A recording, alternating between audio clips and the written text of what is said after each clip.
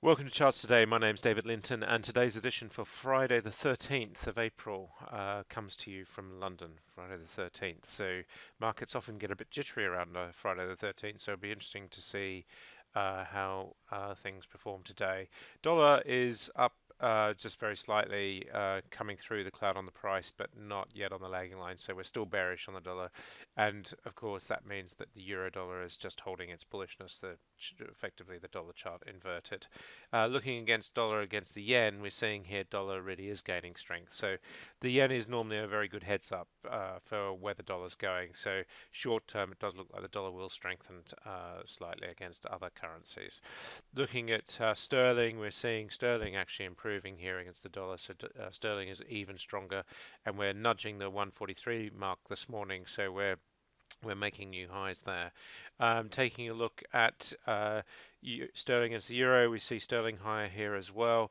Just coming through on the weekly cloud on the price, more work to do on the lagging line, but sterling is starting to recover and look stronger.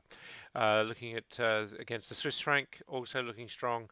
And the Australian dollar is one standout where sterling is a little bit weaker. Aussie dollar just having a little bit more of uh, an upward move there. But this was actually, of course, the sterling price improving, and so we do have upside targets, but just for the moment, we're not seeing that rise that we're seeing against other currencies.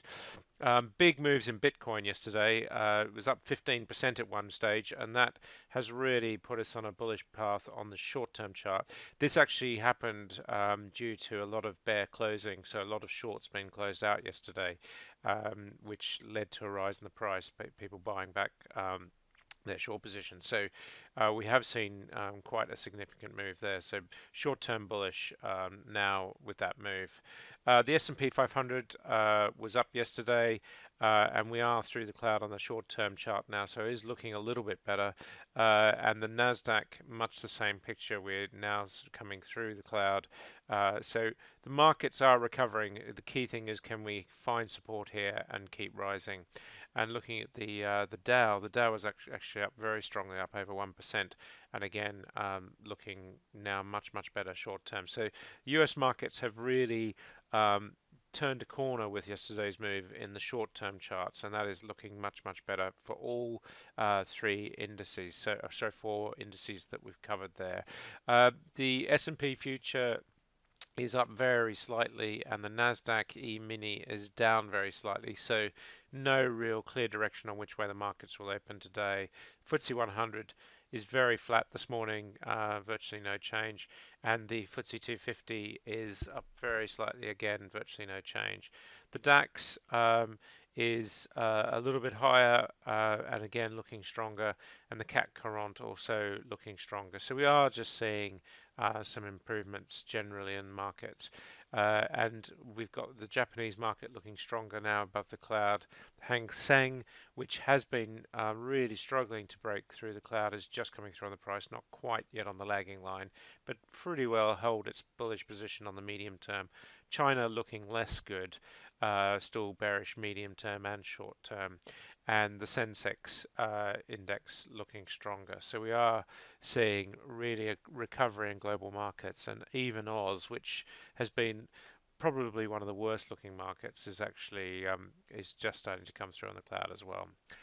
Brent crude holding that $70 mark, big moves day before yesterday.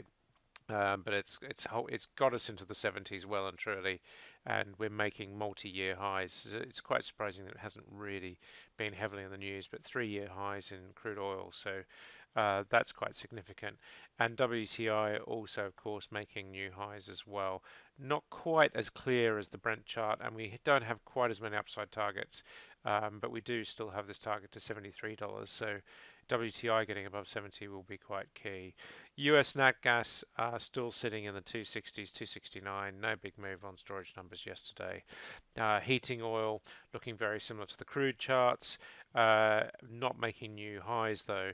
And coffee just holding its gains there on the short-term chart, but still bearish medium and long-term. And cocoa is also fairly mixed picture. And cocoa, we've seen a move to try and get through this cloud here, so looking a little bit more bullish. And sugar also bearish on all three time frames. Taking a look at gold, gold has had a bit of a pullback, but we come back to find support on the lagging line on the cloud, so we're still bullish just on the cloud. Key thing is we've given a new downside target, 1285. That's quite a long way below here, nearly 4%. So a move lower would activate that, but of course it is a lone target in a territory where we've got quite a lot of upside. And silver strengthening again this morning, so holding its position as well. US 10-year yields back into the 280s. Nice jump yesterday. So we are just seeing that strengthening again. This does look like a consolidation move before we run higher. We've got these targets still here of $3, 3%, 3.05%. So it does look like we will run higher. US tech had a much better day yesterday. Apple up 1%. Amazon actually up 1.5%. So these charts are all starting to look a bit more bullish. Amazon not quite through the cloud yet, but still looking better. And of course, the medium-term chart has held its position. Google, by conversely, was medium-term bearish, but just turning short-term bullish. Facebook sitting in these low 160s now, so it's out of the 150s, which is where it was sitting. Now Zuckerberg's textified, it's actually looking quite strong again short term, but medium term it's still a pretty bearish picture. And Microsoft also holding its position quite nicely, bullish on all three time frames. So it's just the internet tech giants really that have suffered more, but we're seeing here that tech across the board had a better day yesterday. Be really key to see where we close the week out to give us this weekly candle giving us a better week overall. So keep an eye on the tech charts for today, and we'll see, for example, with the Nasdaq, can we close out with a nice strong week? We have had some pretty bad weeks in the last few weeks, and so is this the beginning of a recovery? We'll just have to hope and see. Until Monday, happy charting. See you then.